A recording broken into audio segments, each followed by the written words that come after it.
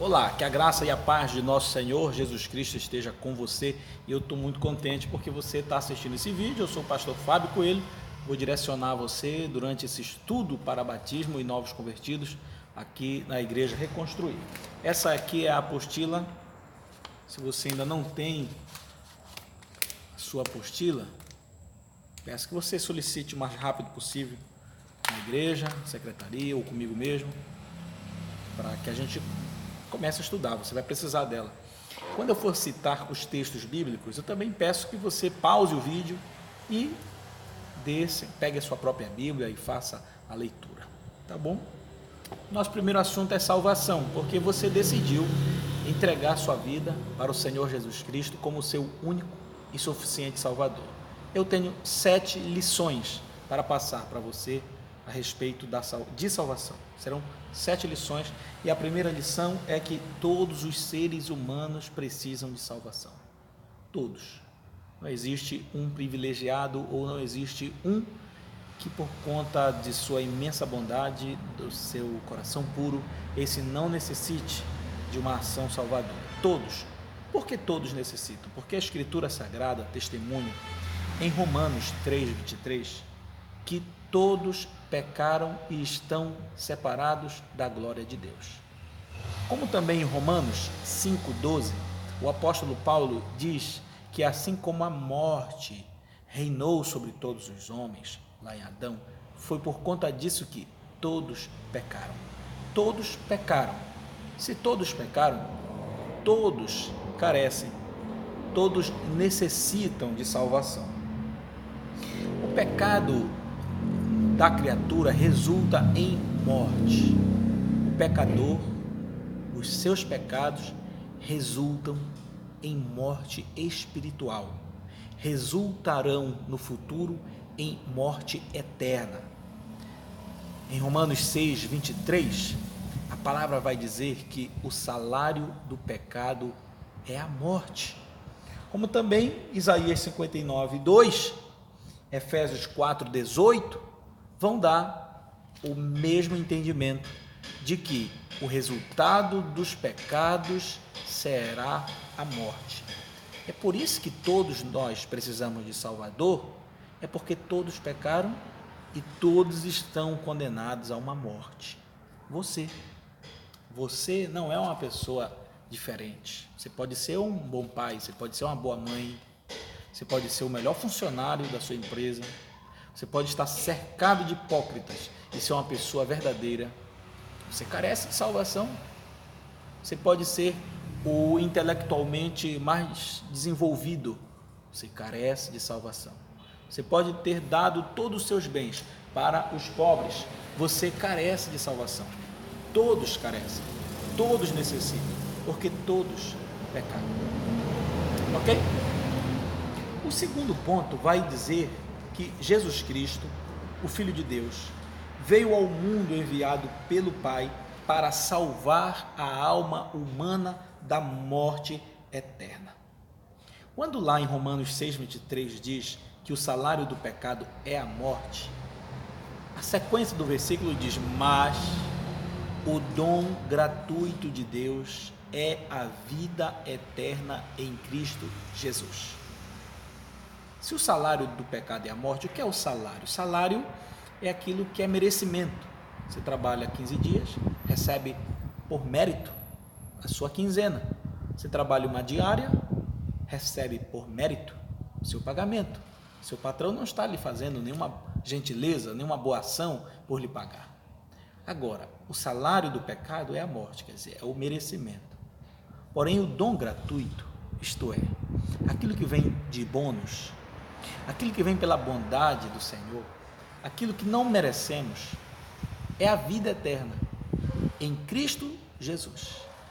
Deus, por meio do seu Filho, resolveu salvar a alma humana deste pecado, desta morte, desta consequência do pecado, uma consequência mortal. Diz a palavra em João 3,16 que Deus amou o mundo de tal maneira que deu o seu único filho, para que todo aquele que nele crê não morra, mas tenha a vida eterna. Ora, se no primeiro capítulo todos pecaram, no segundo capítulo do nosso estudo, todos aqueles que nele crê não devem morrer, mas devem receber do Pai, de graça, a vida eterna. Essa é a proposta. Esse é o benefício. Isso inclui você. Isso inclui você. Você pode ter cometido as maiores atrocidades deste mundo. Você pode ter realizado os pecados mais baixos. Você pode ter envergonhado toda a sua família, pode ter se metido no tráfico, pode ter vendido crianças, você pode ter traído sua esposa, seu marido, você pode ter feito a maior lambança na sua vida.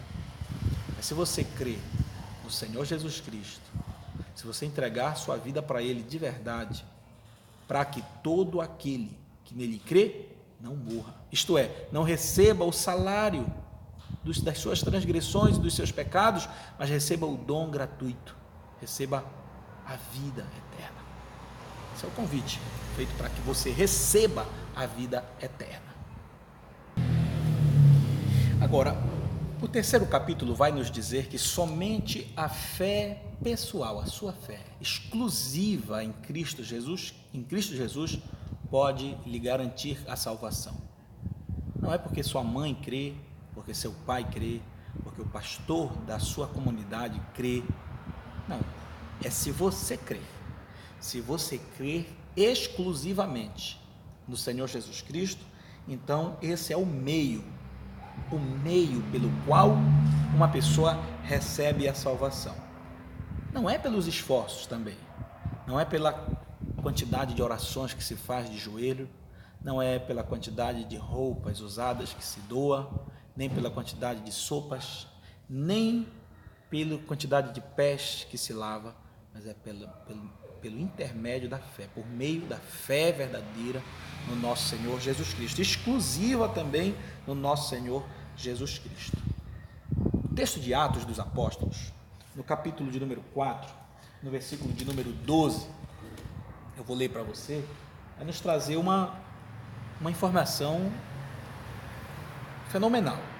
O texto diz assim: a salvação só pode ser conseguida por meio dele, pois não há no mundo inteiro nenhum outro que Deus tenha dado aos seres humanos por meio do qual possamos ser salvos. Não há no mundo inteiro nenhum outro. Não houve no tempo do apóstolo, não houve no nosso tempo. Não tem uma figura humana que o Senhor Deus tenha dado pela qual nós possamos ser salvos. Não tem um personagem nessa humanidade. A fé tem que ser exclusiva no Senhor Jesus Cristo. Nem daqueles que já viveram no passado e foram pessoas consagradas a Deus, nem alguém que esteja vivendo no presente e seja uma pessoa consagrada a Deus. A carta do apóstolo Paulo aos Efésios, no capítulo de número 2 e no versículo de número 8, também vai nos trazer uma forte lição. Ela diz assim: pois pela graça de Deus vocês são salvos por meio da fé. Veja, a fé ela não compra a salvação, porque a salvação ela é de graça, mas ela é o meio, ela é a ponte por meio da fé. E isso não vem de vocês, a salvação não vem de vocês, mas é um presente dado por Deus. A salvação não é o resultado dos esforços de vocês, portanto, ninguém pode se orgulhar de tê-la. Por quê? Porque ela é dada por Deus, por meio da fé. Da fé, já vimos em Atos 4:12, exclusiva no Senhor Jesus, porque não foi dado outro pelo qual nós possamos ser salvos. Entretanto, esse é o nosso quarto ponto. Se requer daquele que almeja a salvação, que ele creia, e esse que creia se requer que ele se arrependa e que ele confesse para que ele receba a salvação. É necessário arrependimento verdadeiro e é necessário confissão. Olha o que diz a palavra em Atos, capítulo 2, verso 38. Pedro está respondendo, veja só, para toda a multidão que havia sido acusada de matar Jesus Cristo. E eles então ficaram abismados, porque eles receberam da palavra de Pedro a acusação: foi vocês, por meio de vocês, que ele foi morto. E eles disseram: o que nós vamos fazer então? E Pedro disse a eles: arrependam-se e cada um de vocês seja batizado em nome de Jesus Cristo. Quer dizer, se há aqueles que mataram o nosso Senhor Jesus Cristo, foi-lhes dado a salvação por meio simplesmente do arrependimento, como que para você não? A mensagem do arrependimento é uma mensagem da graça de Deus para aquele que não tem como reaver suas maldades, seus pecados, não tem como voltar atrás e não cumpri-los. A esse é lhe dado a graça dele simplesmente se arrepender. Arrependimento sincero, um coração genuíno, para que ele seja salvo e batizado. Agora, após o arrependimento, vem a confissão. A confissão é importantíssima para a salvação.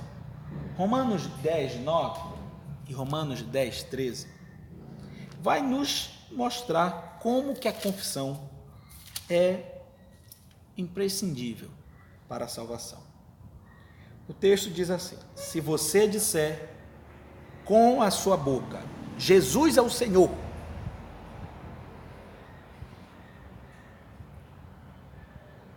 e no seu coração crê que Deus ressuscitou Jesus, você será salvo. Ora, se você confessar com a boca, e se você crer com o coração, você será salvo. E no verso 13 diz: como dizem as Escrituras Sagradas, todos os que pedirem a ajuda do Senhor serão salvos. Todos. Se você pedir, você é salvo. Se você confessar, você é salvo. Se você se arrepender, você é salvo. Que mensagem graciosa é essa? Veja, todos pecaram. A todos é oferecida a salvação. Simplesmente pela fé exclusiva no Senhor Jesus. E essa fé requer arrependimento e confissão. Que seja assim com você. Quero que você reflita quanto à sua fé. Você tem estado, você tem sido, você tem vivido de maneira arrependida, não de maneira sofrida, travada no passado, mas com um coração sincero, arrependido das coisas que você fez no passado, quando a sua mente estava na escuridão do pecado deste mundo. Pense sobre isso. Arrependimento verdadeiro. Agora, em que consiste a salvação? 3 questões eu vou lhe apresentar. A primeira é que salvação é uma mudança de domínio. Colossenses 1,13 vai nos dizer que Deus nos liberta do império das trevas e nos transporta para o reino do Filho do amor.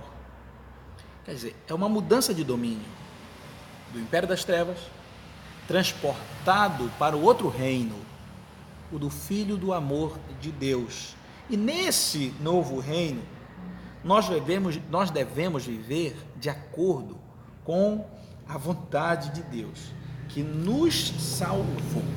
Veja só, o apóstolo Paulo, ele vai nos demonstrar, na segunda carta que ele escreve aos Coríntios, no capítulo 5, no versículo 15, ele diz assim: e ele morreu por todos, para que os que vivem não vivam mais para si. Ele morreu por todos, para que esses que creram não vivam para si mesmos, mas para aquele que por eles morreu e ressuscitou. Quer dizer, Jesus nos comprou. Salvação é uma mudança de domínio. Quem dominava era o império das trevas, dominava os teus pensamentos, teus sentimentos, tuas atitudes, botava blasfêmia na tua boca, colocava atos injustos nas tuas mãos. Ele que colocava em você sentimentos odiosos, rancorosos, fazia você viver na lama do pecado, perdido nos vícios. Mas agora você foi comprado, você foi tirado daquele domínio, pesa outro sobre você. O jugo que lhe prende, ele é suave. O fardo, ele é leve nesse domínio. E ele requer que você não viva para você mesmo. Mas o Senhor Jesus, que te libertou, quer que você viva para Ele. Quer que você entregue suas atitudes, quer que você entregue seus pensamentos para Ele. A outra questão é que a salvação é o que nos torna filhos de Deus. Que maravilha é essa? A salvação nos torna filhos de Deus. É o que diz em Gálatas 3:26. O texto vai dizer assim: pela fé em Jesus Cristo, todos somos feitos filhos de Deus, estando perdoados todos os nossos pecados, todos os que nele creem receberão o perdão dos pecados pelo seu nome. Que maravilha, linkando Atos 10:43. E é esse crer no Senhor Jesus que vai nos fazer filhos de Deus e co-herdeiros da salvação. É a partir do momento que nós cremos, que nós começamos uma nova vida como esse filho de Deus, uma vida sem acusação, uma vida sem o peso do pecado, que foi o que o apóstolo Paulo escreveu. Segunda carta aos Coríntios, capítulo 2, versículo 17, se alguém está em Cristo, nova criatura é. As coisas velhas já passaram e eis que tudo se fez novo. Assim deve ser nossa nova conduta como filhos do Altíssimo, novamente gerados, co-herdeiros. Vai dizer o apóstolo João, no seu evangelho, no capítulo 1, no versículo 12, vai dizer que todos quantos o receberam, falando de Cristo, todos que receberam a Cristo, Deus deu-lhes o direito de se tornarem filhos seus. Ora, você recebe Cristo, Deus lhe dá o direito de você se tornar filho dele, filho de Deus, co-herdeiro da herança do Senhor Jesus. Que coisa maravilhosa é a salvação. E terceiro, a salvação é uma transformação operada por Deus através do Espírito Santo no íntimo da pessoa que se arrepende de seus pecados e recebe o Senhor Jesus Cristo. É uma transformação feita a partir do Espírito. É o que diz em João 16:8, que o Espírito convence o mundo do pecado, da justiça, do juízo. É o Espírito que faz essa transformação. Arrependimento não é simplesmente um remorso, não é simplesmente um remorso pelos pecados ou um mal-estar por aquilo que se faz, pelas consequências, mas é uma mudança. Arrependimento é uma mudança radical da mente, dos sentimentos em relação ao pecado e a compreensão também de que o pecado nos infelicita porque ofende a Deus e nos separa dele. Veja, o arrependimento, ele não é simplesmente o remorso, a tristeza, não, é mudança. É mudança de rota. Você está num caminho e converter-se, mudar de rota, dar um giro de 180 graus, fazer uma transformação na mente. Isso é arrependimento. É a forma como você enxerga o pecado agora, não mais do mesmo jeito. É a forma como você encara as consequências, como Deus pesa na consciência. Isso é arrependimento verdadeiro. Também o arrependimento envolve não apenas a reprovação dos atos. Aquilo que você fez, aquilo é errado, não. E só que o arrependimento, ele é o repúdio pela inclinação de pecar. Todos temos uma inclinação pecaminosa. O arrependimento é repudiar, é nunca estar em paz com a inclinação carnal. E esse genuíno arrependimento, quando nós temos ele, nós eliminamos do nosso coração os nossos desejos, nós damos lugar a Jesus Cristo, e é o que equivale a dizer que nós temos um coração novo agora, um coração transformado e uma natureza interior transformada. A sexta questão, o sexto capítulo do nosso estudo é demonstrar que toda pessoa que se arrepende de seus pecados e crê em Jesus Cristo tem a vida eterna e por isso tem firme certeza da sua salvação. Salmo 32, no verso 1 e 2 vai dizer que como é bem-aventurado aquele a quem o Senhor não impõe maldade, a quem aquele o Senhor encobre a transgressão. Bem-aventurada esta pessoa. E nós temos que ter certeza firme da nossa salvação, não por causa dos nossos atos. Se você olhar para dentro de você, é capaz de você pensar, será que eu vou ser salvo? Mas quando você olha para o teu Senhor na cruz, pagando um alto preço, você vê o amor dele incondicional por você, você diz, com certeza eu serei salvo. Não pelas minhas atitudes, mas pelo tamanho do sacrifício e da obra que foi feita para me redimir.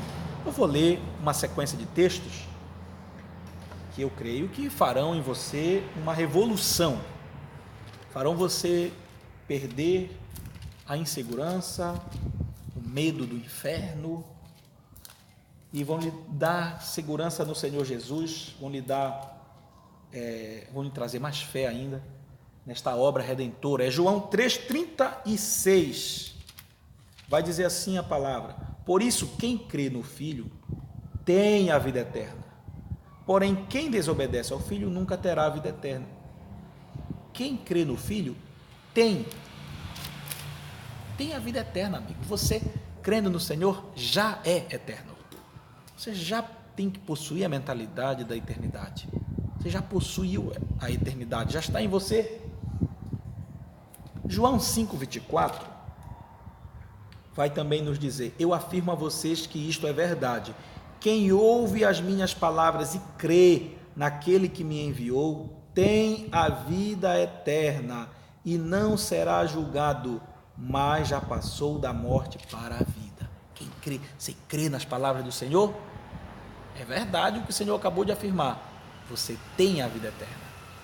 Que você tenha segurança nessa palavra. João 10, 27 e 28 vai dizer: as minhas ovelhas escutam a minha voz, eu as conheço e elas me seguem. Eu lhes dou a vida eterna. Ninguém poderá arrancá-las da minha mão. Jesus quis dizer: eu estou segurando firme cada uma das minhas ovelhas. A sua firmeza e a segurança da sua salvação está no Senhor. Não depende de você, não diz respeito de quantas atitudes boas você irá tomar, mas fala a respeito da grandeza e da misericórdia do nosso Senhor Jesus Cristo. Diz mais também, em Romanos 8,1, o texto vai dizer que aquele que anda em espírito, contra este não cabe nenhuma acusação. Nenhuma acusação. Porque esse agora anda na lei do Espírito de vida, diz a palavra de Deus. Então a sua segurança, ela permanece em Cristo, depois de salvo. Não depende da capacidade, como eu já disse, não depende só do Senhor Jesus, mas se você tem que manter essa fé no Senhor Jesus sempre, mesmo quando você falhar, sempre. E esse é o último tópico: devemos perseverar com temor e obediência, porque quando se fala que nós devemos perseverar, significa dizer que a gente deve continuar firmado e crendo em Jesus, perseverar em crer, perseverar em vigiar, em ter boas obras, em não contar mentira, em não cair no adultério, em não enganar as pessoas, em não maldizer ninguém, mas em crer também, para as vezes que quando nós falharmos, nós lembrarmos que Ele continua sendo o nosso Senhor e continua sendo o nosso Salvador. Em Mateus 24:13 vai dizer: aquele, porém, que perseverar até o fim, esse será salvo. Perseverar na fé até o final, esse vai ser salvo. Portanto, meu querido, a salvação, ela não é uma coisa que se ganha hoje e pronto, ganha um certificado, um título e nunca mais você irá perder. Não, não. Quando diz em Mateus 7:22, diz assim: Senhor, porventura não temos nós em teu nome profetizado, em teu nome não fizemos milagres? E Jesus lhes responderá: apartai-vos de mim os que praticam a iniquidade. Não é porque um dia fez qualquer coisa que agora a salvação está garantida. Filipenses 2:12 termina, diz assim, eu quero concluir: meus amados, do modo como sempre obedecestes, não na minha presença somente, mas muito mais agora na minha ausência, efetuai a vossa salvação com temor e tremor, perseverando, efetuando a sua salvação, mas perseverando em crer no Senhor, que Ele é o teu resgatador, Ele é aquele que perdoa os teus pecados, Ele é aquele que te segura firme com as mãos. Se você perdeu a confiança no Senhor, você perderá também essa salvação.